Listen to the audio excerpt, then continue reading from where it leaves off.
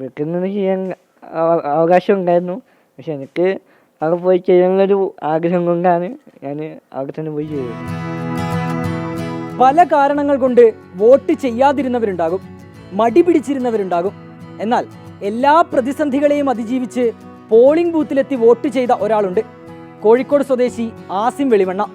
ജന്മന ഇരു കൈകളുമില്ലാത്ത ആസിം മൂക്കുപയോഗിച്ചാണ് തൻ്റെ കന്നി വോട്ട് രേഖപ്പെടുത്തിയത്.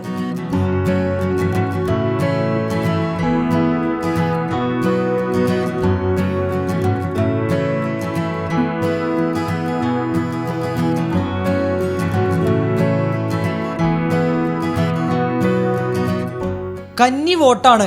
മനസ്സ് നിറയെ ആശങ്കയുണ്ടായിരുന്നു. പക്ഷേ രാവിലെ തന്നെ ആസിം വോട്ട് ചെയ്യാനിറങ്ങി. വെളിമണ്ണ GUP സ്കൂളിലെ 43-ാം നമ്പർ ബൂത്തിലെത്തി.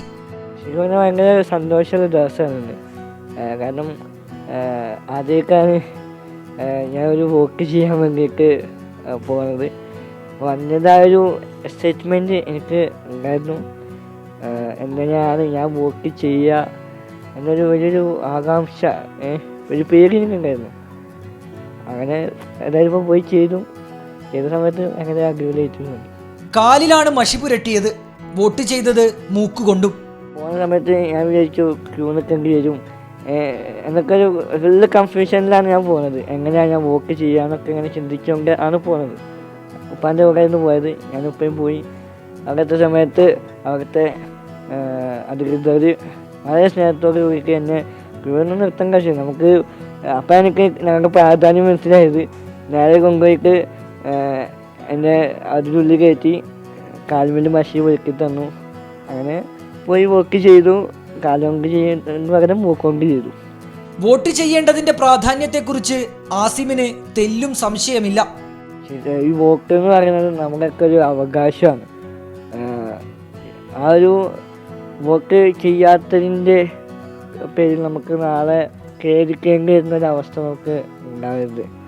അതുകൊണ്ട് നമ്മളെല്ലാവരും എന്തൊരു പ്രശ്നം ഉണ്ടെങ്കിൽ പോലും നമ്മൾ വോട്ട് ചെയ്യണമെന്നാണ് എനിക്ക് പറയാനുള്ളത്.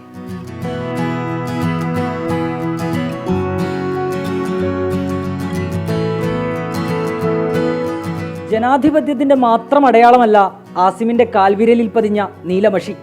അത് നിശ്ചയദാർഢ്യത്തിൻ്റേതു കൂടിയാണ്. പ്രജ്വൽ സുരേഷിനൊപ്പം അഭിജിത്ത് മുഴക്കുന്ന്, 24 കോഴിക്കോട്.